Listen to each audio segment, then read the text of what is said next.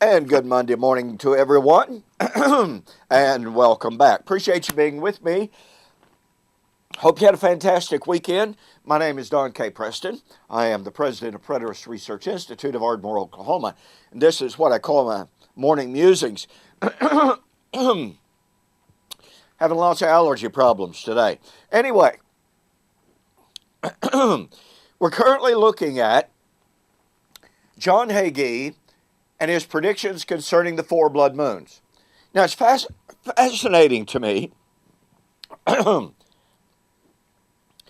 since John Hagee's predictions were proven false, all of a sudden, I've been getting these messages from people saying, you don't understand. John Hagee never said anything specifically was going to happen.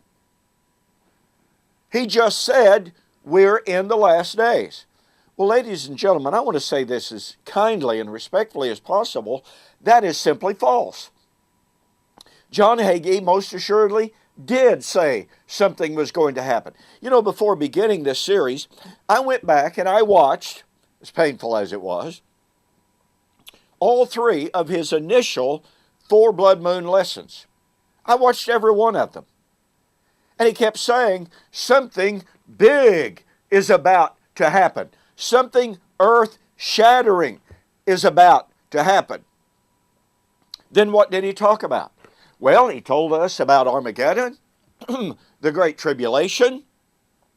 He took us to Ezekiel 38 and expounded on Gog and Magog and the Russian invasion and how Russia, along with the Islamic Confederation, was going to invade Israel, and Israel was going to destroy them.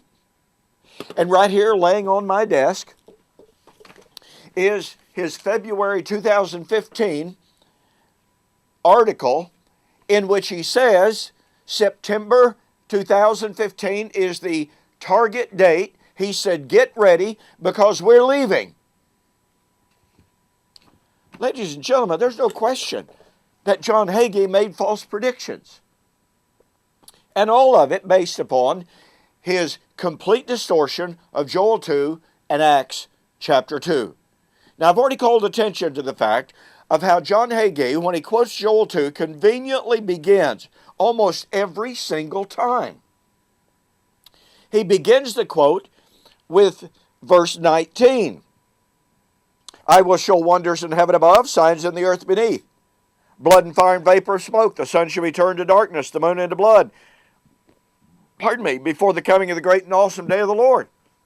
Why does he begin with verse 19 when the context begins in verse 15?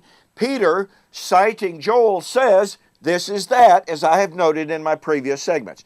Now I want you to notice something very, very significant, very, very powerful.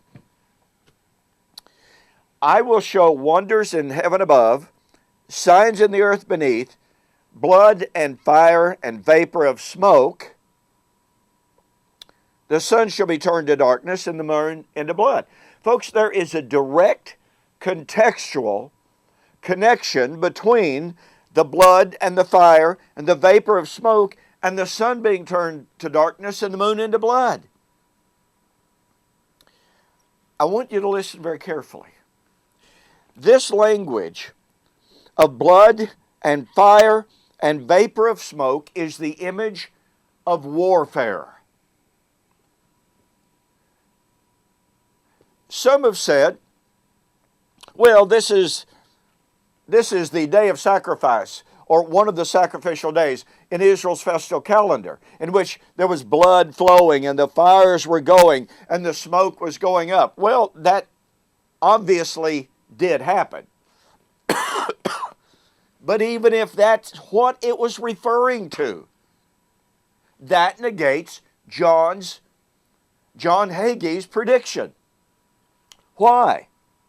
Because this was supposed to happen, the blood, the fire, and the vapor of smoke is directly related to, bound up with, the sun being darkened, the moon being turned to blood. You cannot divorce the blood, the fire, the vapor of smoke from the sun being darkened, the moon being turned to blood.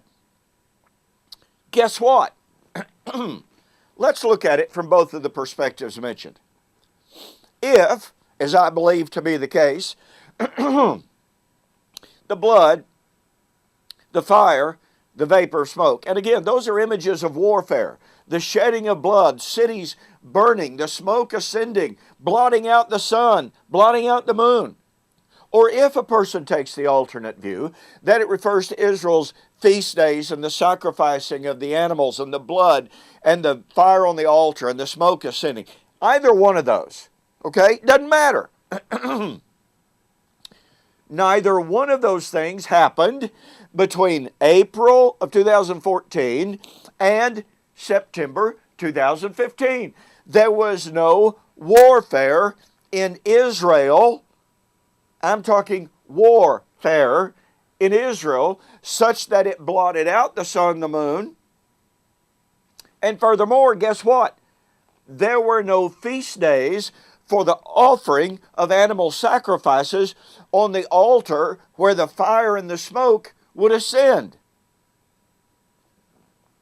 And yet, either or both of those scenarios is demanded for the darkening of the sun and the moon being turned to blood. There is no temporal gap. There is no thematic gap between the blood, the fire, and the vapor of smoke, and the sun being darkened and the moon being turned to blood. If, as I believe to be the case, contextually speaking, prophetically speaking, historically speaking, if the images of blood and fire and vapor of smoke were images of warfare, with the fire, the cities burning, the smoke ascending, blotting out the sun, blotting out the moon, that didn't happen. But even if it refers to Israel's festal calendar, guess what?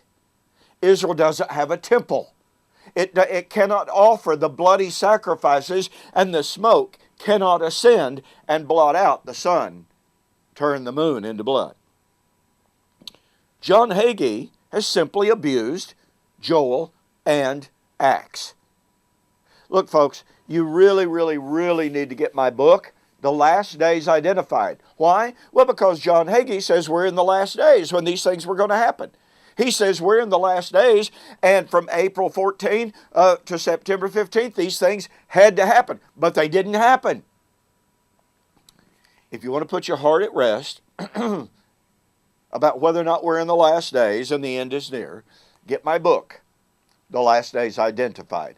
Go to my website, www.eschatology.org or BibleProphecy.com. Order the book and include a note that says you saw the offer on YouTube or Facebook, and I'll refund your shipping. Thanks to those who have taken advantage of that offer, by the way.